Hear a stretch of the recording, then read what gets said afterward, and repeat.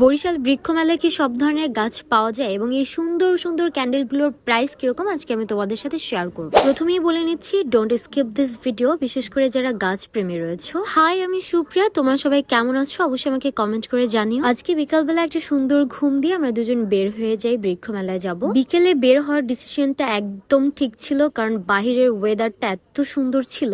বৃক্ষ মেলা শেষ হওয়ার একেবারেই ধার প্রান্তে, তাই আমরা দেরি না করে আজকে চলে গিয়েছিলাম সেখানে। শুরুতে আমরা মরিয়ম নার্সারিতে যাই, কারণ এই নার্সারিটা অন্য নার্সারির তুলনায় বেশ বড় ছিল। যেহেতু এই নার্সারিটা অনেক বড়, সেহেতু এখানে তোমরা সব ধরনের গাছই পেয়ে যাবে। এখানে ছোট ছোট টপে পাথরকুচি গাছ, তারপর হচ্ছে কালাঞ্চো নাকি ক্যালাঞ্চো আমি জানি না এক্সাক্ট আসলে নাম কি, অনেকে ক্যালাঞ্চোও বলে আবার কালাঞ্চোও বলে।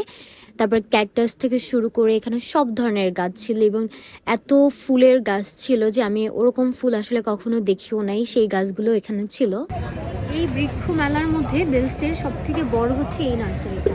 এটা হচ্ছে যে মরিয়ম নার্সারি, আর এটা আসলে অনেক এরিয়াটা নিয়ে অনেক স্পেস বেশি, আর আশপাশ যেগুলো আছে ওগুলো একটু ছোট, কিন্তু ওনাদের অনেক রকমের গাছ আছে। দেন এখানে হচ্ছে বোগেনভিলা ফুলগুলোও ছিল। মূলত এটা অনেকের কাছে কাগজের ফুল নামেও পরিচিত।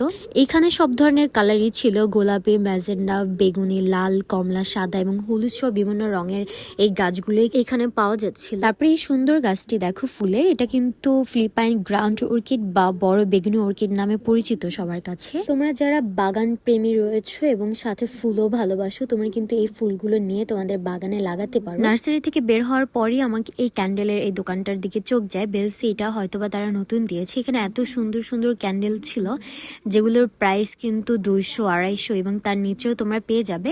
ওইখানে কাচের গ্লাসে যে তোমরা ক্যান্ডেলগুলো দেখছো, ওগুলা না তোমরা যখন জ্বালাবে তোমাদের সুন্দর একটা স্মেল দিবে। এই ক্যান্ডেলগুলো কিন্তু হ্যান্ডমেড ক্যান্ডেল, এগুলো আমি অনলাইনে দেখেছিলাম অনেকে সেল দিতে। এটা যে বরিশালে কেউ করছে আমার দেখে খুব ভালো লাগে। আসলে মানুষের ক্রিয়েটিভিটি কিন্তু প্রশংসনীয়। এই সুন্দর সুন্দর ক্যান্ডেলগুলো কিন্তু তোমরা 100 থেকে শুরু করে 250 টাকার মধ্যে পেয়ে যাবে।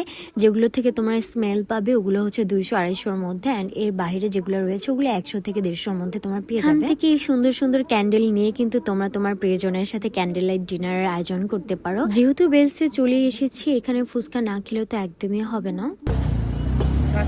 খাই না এখন, এটা খাওয়া ঠিক হবে কিনা আল্লাহ জানে।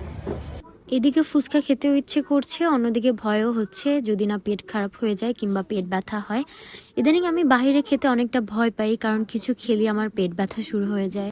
কিন্তু এই ভাইয়ার ফুচকা আমার কাছে অলওয়েজ বেস্ট মনে হয়, তাই বেলসে আসলে এটা আমি কখনোই মিস দেই না। তারপর এই রসুনের দেওয়া ঝালমুড়িটা নিয়ে নিয়েছিলাম, বাট সত্যি বলতে এই ঝালমুড়িটা আমার কাছে তেমন বেশি ভালো লাগেনি। তারপরও খাচ্ছিলাম, যেহেতু এই হাবিজাবি খেতে আমার বরাবরই ভালো লাগে। ফুচকা খাওয়ার পর এই টক ঝাল মিষ্টি পানিটা আমি কখনোই ফেলে আসতে পারি না, তাও ফেলে আসতে হয়, কারণ সানি এটা আমাকে একেবারেই খেতে দেয় না। লাস্ট আমার ভিডিওগুলোতে তোমরা এত ভালোবাসা দিয়েছো আমাকে, আমি যদি ভিডিও না বানাতেও চাই তাও তোমাদের জন্য বানাতে হবে।